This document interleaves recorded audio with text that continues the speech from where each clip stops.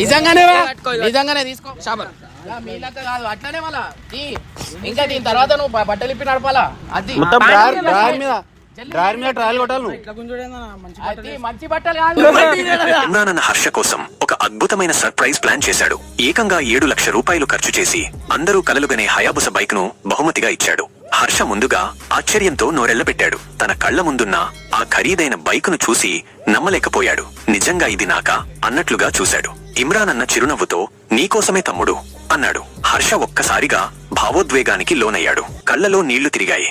గొంతు రుద్ధమవగా థాంక్యూ అన్నయ్య, thank you so much అని చెప్పాడు. అతని మాటల్లో కృతజ్ఞత ఉప్పొంగుతోంది.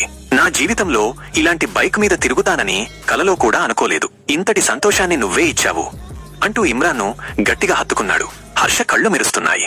ఆ ఆనందాన్ని వర్ణించడానికి మాటలు చాలడం లేదు. ఆ హయాబుస కేవలం ఒక బహుమతి కాదు, హర్ష పట్ల ఇమ్రాన్ అన్నకున్న ప్రేమకు, అభిమానానికి నిదర్శనం.